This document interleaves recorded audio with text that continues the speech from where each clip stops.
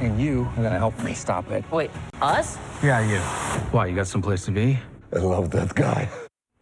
Marvel's latest superhero team-up, Thunderbolts, now in theaters, officially kicking off the 2025 summer movie season, which typically accounts for about 40% of the annual box office. With more on the likeliest hits and misses of summer 2025, we are joined once again by film critic Dan Murrell. Hi, Dan. Nice to have you with us on this Friday. Before we get to the summer movies, we need to talk about the film that has been breaking records at the box office, Sinners. It's been a long time since we've seen a phenomenon like this in theaters. Tell us more.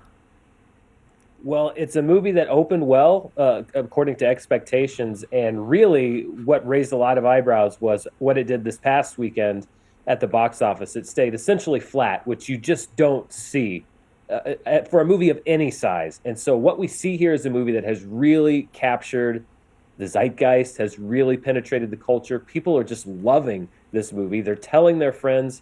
Hollywood needed this going into the summer movie season. It was a pretty bad March, especially. And it's a great way to go into the biggest part of the box office year with a little momentum. And oh, by the way, it happens to be a really good movie.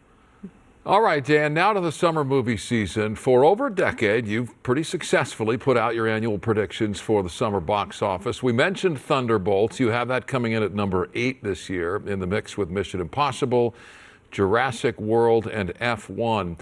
What do you see as being the biggest hits this summer? Let's count down picks 4 through 2. Sure. Well, number 4, appropriately, I have The Fantastic Four, First Steps, which is the next movie coming out from the MCU. We just got a fresh one.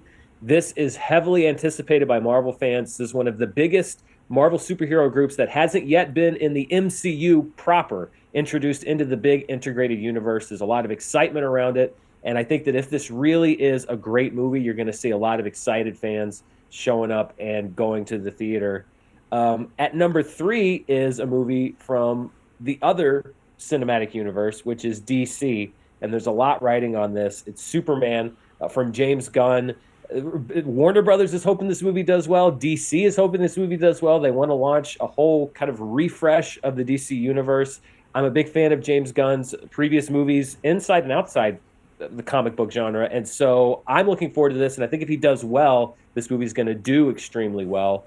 In second place is something that I'm a little bit tired of personally, but I think audiences are not going to be tired of, which is a live-action remake of an animated film, How to Train Your Dragon. Aww. This movie didn't come out that long ago, but it is a very popular film with a lot of folks, and there's a lot of anticipation around this because I think one of the things with these live-action remakes is many of them aren't very good. If this one is good, I think people are going to show up to see it. Okay, number 1.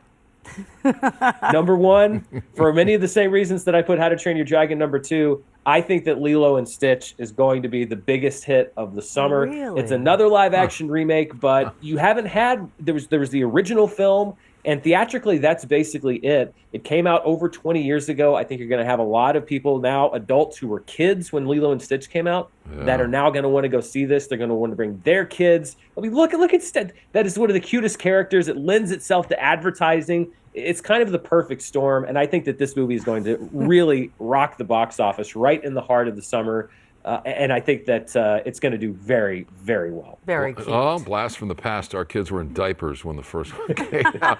All right, not all movies can be successes, though. We got to go here. There's bound to be some high-profile flops. What do you see as potentially being the biggest disappointment of summer 25?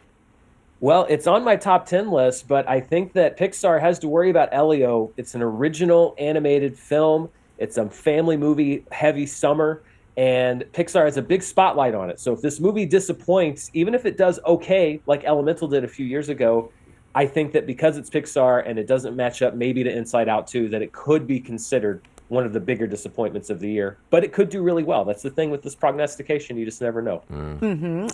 All right, we've got 30 seconds. Let's end on a positive note. A few summers back, a film called The Sound of Freedom came out of nowhere and ended up making nearly $200 million. Is there a movie lurking under the radar right now that you could think of that will be a breakout this year? I think horror is poised to have a good year at the summer box office, and there's a movie that comes out in August called Weapons. They've just started publicizing it. And the early publicity, the trailers and stuff are already getting people talking. If they can sustain that throughout the summer, this could be a movie that at the end of the summer, people go, wow, this wasn't really on my radar, but ends up being one of the more successful films. Spoken like a Seminole. I assume you went to Florida State? Yes, sir, I did. I see that helmet over your shoulder. Have a good weekend. Dan Murrell, film critic. Good to see you. Thank you. Thank you.